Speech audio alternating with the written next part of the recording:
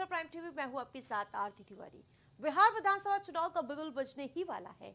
चुनाव आयोग की उच्च स्तरीय टीम 2 दिवसीय दौरे पर पटना पहुंच चुकी है और राजनीतिक दलों से मुलाकात कर चुनावी तैयारियों की अंतिम समीक्षा कर रही है। इस दौरान जहां दौरे के बाद चुनाव कार्यक्रम के ऐलान की संभावना जताई जा रही है, मुख्य चुनाव आयुक्त ज्ञानेश कुमार, चुनाव आयुक्त विवेक जोशी और एस संधू 4 और इसके अलावा 4 और 5 अक्टूबर को पटना में 2 दिवसीय दौरे पर है।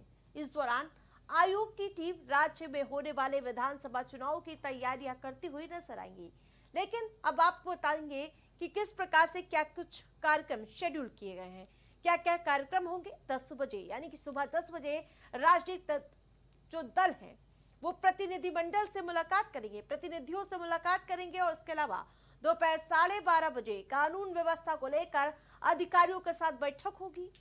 और इसके अलावा ये कार्यक्रम है 12:30 बजे ये बैठक होनी है। और इसके साथ साथ आपको बताते चले, जिस प्रकार से प्रतिनिधियों से मुलाकात करते नजर आएंगे, जो सुबह 10 बजे का समय होगा जब राजनीतिक दलों के प्रतिनिधियों से मुलाकात की जाएगी और इसके बाद 12:30 बजे कानून व्यवस्था को लेकर अधिकारियों के साथ बैठक होगी।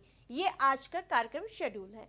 वहीं चुनाव आयोग की टीम अपने दौरे में राजनीतिक दलों के प्रतिनिधियों से मुलाकात कर उनकी चिंताओं और सुझावों को भी सुनेगी। साथ ही राज्य के शीर्ष पुलिस और प्रशासनिक अधिकारियों के साथ सुरक्षा और निष्पक्ष मतदाता से जुड़ी तैयारियों का विस्तृत निरीक्षण करती हुई नजर आएंगे। चर्चा का विषय मतदाता सूची, बूथ प्रबंधन, सुरक्षा बलों और उनकी तैनाती पर होगा। इसके साथ साथ आदर्श आचार संहिता के पालन के लिए भी चुनाव की पारदर्शिता तक ये पूरा आज खाका होगा, जिस पर आज मंथन होगा। लेकिन अब आपको बताते चले कि बैठक में शामिल दल कौन से होंगे। पटना के होटल ताज में बैठक होने वाली है। बीजेपी, जेडीयू, आरजेडी, कांग्रेस इसमें आमंत्रित की गई है। मुकेश सहनी की पार्टी वीआईपी आमंत्रित नहीं है, जबकि उपेंद्र कुशवाहा की पार्टी आरएलएम भी आमंत्रित नहीं की गई है। जीतन राम मांझी की पार्टी हम भी इस बैठक में शामिल नहीं होगी। जी हाँ, इस बैठक में ये दल शामिल नहीं होंगे। हाल ही में बिहार में मतदाता सूची का विशेष गहन पुनरीक्षण पूरा किया गया है। 30 सितंबर को प्रकाशित अंतिम सूची में लगभग 7 करोड़ से ज्यादा मतदाता शामिल किए गए। ये पूरी तरह से पारदर्शी प्रक्रिया के तहत इस प्रक्रिया को किया जा रहा है। ये प्रक्रिया लगभग 2 दशकों बाद की गई है। विपक्षी दलों ने सूची पर सवाल उठाए और आरोप ये लगाए कि कई नागरिकों के नाम गायब हैं, जिससे उनका मतदान अधिकार प्रभावित हो रहा है।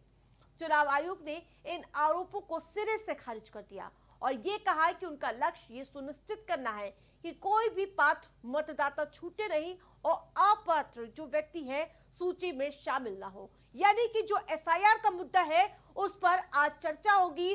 जो भी इसमें खामियां है, जिस दल को जो भी कंफ्यूजन है, आज की बैठक में चुनाव आयोग के सामने पेश कर सकते हैं। लेकिन इन सब के बीच बिहार विधानसभा चुनाव का बिगुल बजने वाला है और राजनीतिक दलों में चुनावी हलचल तेज हो गई है। मुख्य चुनाव आयुक्त ज्ञानेश कुमार और उनकी टीम की समीक्षा के बाद यह तय होगा कि राज्य में किस तारीख में मतदान प्रक्रिया शुरू होगी।